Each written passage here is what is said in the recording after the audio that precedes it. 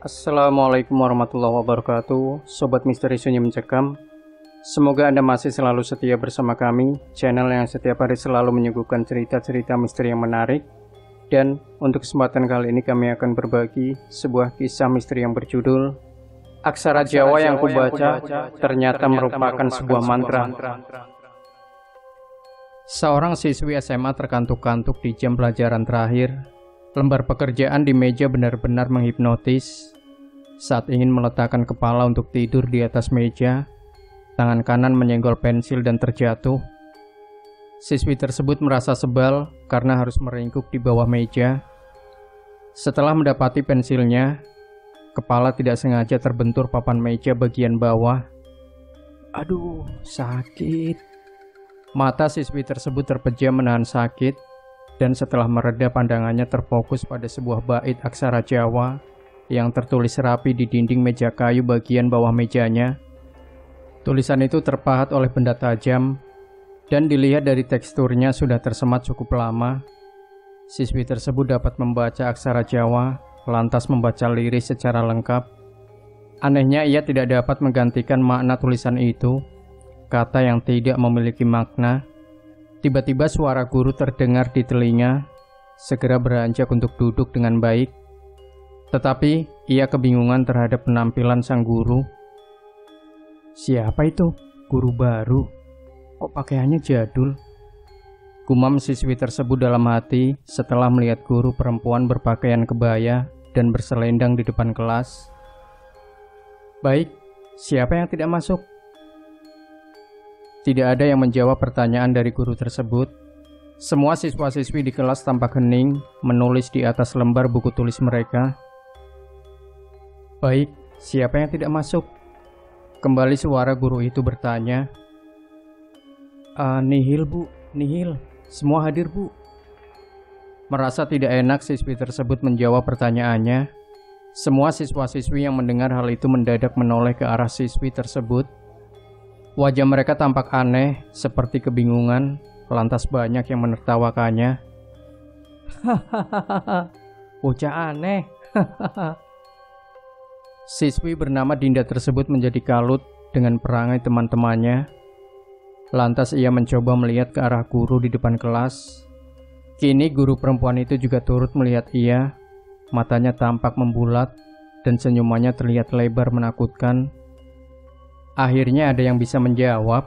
Ucap guru itu sembari tetap tersenyum, dan keanehan mulai terjadi.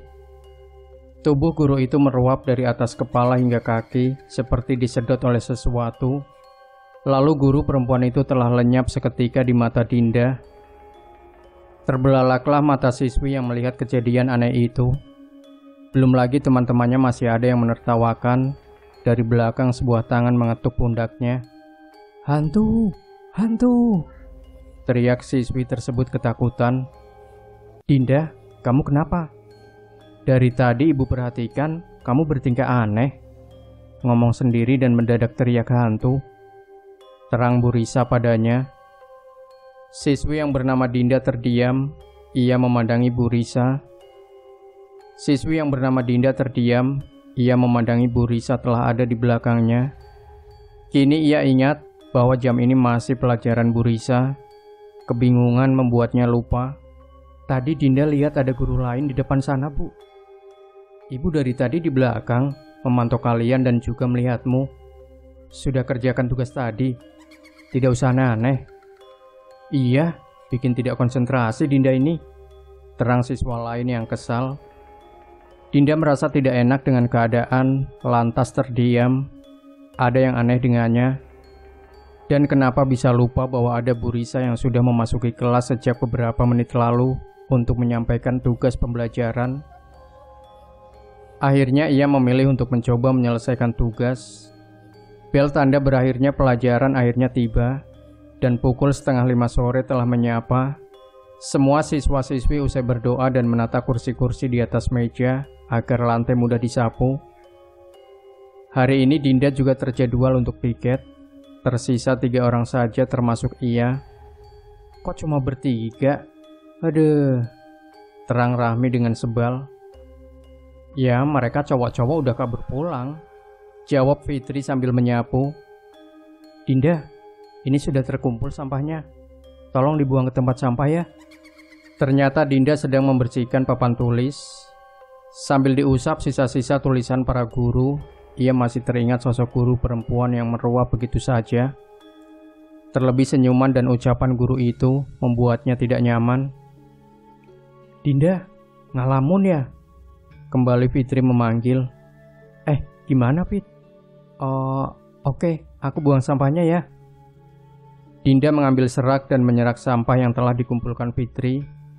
Saat hendak membuang ke kotak sampah di luar kelas, ia membuka kotak sampah dan di dalam kotak itu mata Dinda kembali terbelalak.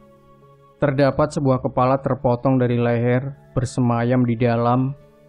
Kepala itu bermata kosong, tidak memiliki bola mata. Mulutnya terbuka lebar seperti kelaparan meminta makan.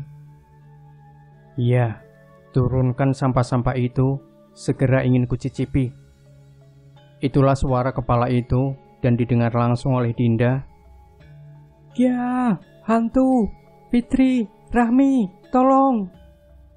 Fitri dan Rahmi yang mendengar cerita temannya segera keluar. Dinda mengacungkan telunjuk ke arah kotak sampah di mana terdapat sepotong kepala yang seram itu. Apa Dinda? Tidak ada apa-apa di sana. Fitri yang telah melihat di dalam kotak sampah langsung memberitahu kepada Dinda, kotak sampah kosong dan tidak ada apapun. Begitu pula dengan ucapan Rahmi, diceritakanlah penampakan yang ia lihat, mulai dari guru perempuan berkebaya di depan kelas, serta potongan kepala di tempat sampah kepada kedua temannya. Karena Dinda merupakan teman baik mereka, Fitri dan Rahmi mencoba mempercayainya. Akhirnya mereka memutuskan untuk menyudahi piket kelas dan pulang ke rumah. Hari berikutnya Rahmi tergopoh-gopoh menuju kelas. Di dalam kelas terdapat Fitri sedang menenangkan Dinda yang menangis. Dinda, kamu baik-baik saja kan? Fit, Dinda kenapa? Fitri mulai membisikkan sesuatu kepada Rahmi bahwa keadaan Dinda diketahui sedang tidak baik-baik saja. Dinda menceritakan bahwa di rumah serta di perjalanan melihat beberapa penampakan. Hal itu tentu membuat ia sulit untuk beristirahat dan kalut. Rahmi pun mencoba mendekati Dinda dan mencoba menceritakan apa yang dirinya temukan. Dinda, semalam aku berbicara mengenai kejadianmu itu kepada kakekku. Sepertinya mata batinmu terbuka. Jadi, apakah kamu melakukan suatu amalan yang aneh akhir-akhir ini? Tanya Rahmi. Mata Dinda yang kantuk sedikit melebar saat mendengar informasi dari temannya bahwa mata batinnya terbuka.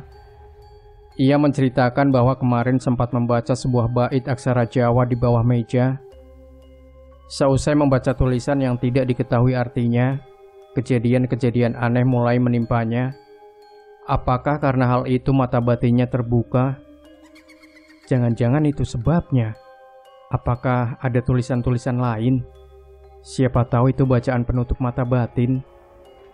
Terang Rahmi pada Dinda. Akhirnya Dinda, Rahmi, dan Fitri segera membalikkan meja Dinda. Mereka bertiga mencari kata-kata aksara Jawa yang dibaca oleh Dinda. Ditemukanlah bait aksara tersebut. Awas Fitri dan Rahmi, jangan dibaca tulisan itu, tegas Dinda yang khawatir. Dengan sigap mereka mencari aksara lain di segala sudut. Tiba-tiba Dinda dikejutkan dengan suara hantu Bu Guru di depan kelasnya. Sosok itu kembali muncul dan melakukan aktivitas yang serupa. Dinda mulai gugup dan segera mencari aksara Jawa lain di mejanya. Teman-teman Dinda yang tidak mengetahui perilaku mereka bertiga kebingungan dan beberapa orang menertawainya. Adakah yang tidak masuk hari ini? Suara sosok Bu Guru berkebaya menatap Dinda. Senyumannya lebih mengerikan hari ini. Belum lagi kebayanya kini berlumur darah. Dinda tersegap-segap menyaksikan sosok itu. Dan saat itu pula Rahmi menemukan sebuah bait aksara Jawa lain. Dinda, jangan-jangan ini mantra penutupnya. Buruan dibaca, tegas Rahmi. Jangan dibaca, jangan dibaca. Sosok Bu Guru berkebaya itu mendekati Dinda dan meneriakinya. Dinda ketakutan hingga keringatnya bercucuran. Akan tetapi ia yakin dengan ekspresi sosok menakutkan tersebut dan sadar bahwa kata-kata aksara Jawa itu merupakan bait untuk memutuskan mantra menutup mata batin. Lantas dirapalkannya tulisan itu. Sosok Bu Guru berkebaya yang terlihat marah lama-lama terdiam dan menjauhi Dinda. Ia melihat sosok itu berekspresi murung dan wujudnya memudar. Rasa lega mulai terlahir. Berlarilah ia menuju kotak sampah, berharap sosok kepala manusia tidak tampak lagi di matanya. Benarlah, ia sudah tidak melihat hal-hal gaib setelah merapalkan mantra tersebut. Diceritakan kepada Rahmi dan Fitri, dan mereka tampak senang. Wah, bahaya jika ada orang lain membaca tulisan ini. Kita rusak saja bagaimana? Tanya Fitri kepada kedua temannya. Dinda dan Rahmi setuju. Dengan menggunakan pisau cutter, dirobek-robek pahatan tulisan-tulisan tersebut hingga tidak bisa dibaca. Dinda pun merasa nyaman dan lega. Kehidupan normalnya akan kembali padanya. Sore harinya pelajaran telah usai. Semua orang pulang, begitu pula dengan Rahmi dan Fitri. Dinda yang sudah sampai gerbang mencoba kembali ke atas karena dompetnya tertinggal di laci meja. Saat memasuki kelas yang sepi, Dinda merasa sedikit merinding, takut apabila akan penampakan yang masih menghantuinya. Tetapi ia langsung memasuki kelas dan meraba ke laci meja kelasnya. Saat mendapati dompetnya, tiba-tiba tangan Dinda seperti ada yang memeganginya. Sontak terkejutlah Dinda dan teriak meminta tolong. Tolong! Ditariklah tangannya sekuat tenaga agar bisa lepas dari laci mejanya. Beruntunglah, setelah mencoba beberapa kali, Dinda dapat melepaskan tangannya. Merasa ketakutan, segera berlari ke ruang kelas, tetapi pintu ruang kelas tertutup dan ia terjebak di dalamnya. Beberapa kali pintu ditarik serta lempar dengan kursi, namun tidak mampu membuat gagang pintu melonggar. Dinda ketakutan saat matanya terbelalak oleh sosok bayangan hitam yang keluar dari laci miliknya. Badan besar gelap merajai kelas bagian belakang, gigi runcing dan mata merah. Sosok tersebut mirip seperti genderuwo atau makhluk gaib sejenisnya. Ia merasa bingung, padahal telah membaca aksara Jawa untuk menutup mata batinnya. Di sela kebingungan, Dinda berasumsi bahwa jangan-jangan mata batinnya justru memuncak dan dapat melihat makhluk gaib yang lebih seram. Sosok itu mendekat dan tertawa mendekati Dinda. Baunya bak sampah basah yang telah pengap. Belum selesai dengan kejadian di depannya, tangan-tangan yang berdarah mulai menempel serta mendobrak kaca depan kelas, seakan ingin masuk ke dalam kelas. Pintu yang tertutup juga bergetar seperti hendak terbuka. Mata Dinda tidak kuat dan semakin lama pandangan kabur, lantas pingsan. Ruang UKS yang awalnya sepi mendadak ramai. Dinda terbangun dikelilingi teman-temannya. Rahmi dan Fitri pun turut menemaninya. Dinda yang menyadari bahwa ia telah ditolong, menangis memeluk teman-temannya. Puncaknya adalah seorang guru agama yang mendengar cerita dari Rahmi dan Fitri, mulai mendekati Dinda dan membacakan rangkaian ayat untuk menenangkan siswi yang ketakutan tersebut. Dan berkat sang guru agama, akhirnya Dinda bisa terlepas dari bayangan-bayangan yang terus menghantuinya. Demikian Sobat Misteri Sunyi Mencekam, jangan lupa tinggalkan komentar Anda, like, share video ini, subscribe channel Sunyi Mencekam, dan nantikan kembali cerita-cerita misteri terbaru dari kami. Wassalamualaikum warahmatullahi wabarakatuh.